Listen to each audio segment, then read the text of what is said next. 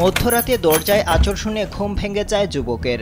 তিনি দরজা খুলে হুট করে না বেরিয়ে দরজা হালকা ফাঁক করে দেখেন জ্বলন্ত দুটি চোখ তার দিকে তাকিয়ে আছে। তার বুঝতে অসুবিধা হয়নি যে বাইরে বাঘ দাঁড়িয়ে আছে। যুবকের সঙ্গে বাঘের চোখাচোখি হতেই তিনি আঁতকে ওঠেন। বাঘ ঝাঁপিয়ে পড়ার আগেই দরজা বন্ধ করে দেন। বাঘটি ছিল রয়্যাল বেঙ্গল টাইগার। ইতিমধ্যে এই ভিডিও সামাজিক যোগাযোগ মাধ্যমে ভাইরাল হয়েছে। ভিডিও দেখে অনেকেই উদ্বেগ প্রকাশ করেছেন। নেটিজেনরা বলছেন দরজায় নক করলে হুট করে দরজা খুলে বাইরে বের হওয়া একদমই ঠিক না।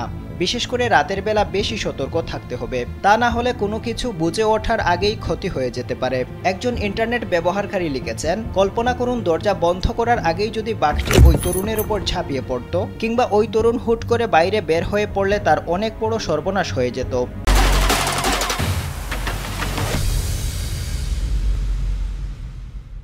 রয়্যাল বেঙ্গল টাইগার বাংলাদেশের সুন্দরবন এলাকায় দেখতে পাওয়া যায়। কয়েক দশক আগে বাংলাদেশের প্রায় সব অঞ্চলেই রয়্যাল বেঙ্গল টাইগারের বিচরণ ছিল। বর্তমানে সারা বিশ্বে ৩,০০০-এরও বেশি রয়্যাল বেঙ্গল টাইগার আছে। এর মধ্যে অর্ধেকেরও বেশি বাঘ ভারতীয় উপমহাদেশে রয়েছে। বাংলাদেশ ছাড়াও এদের বিচরণ রয়েছে ভারত, নেপাল এবং ভুটানে।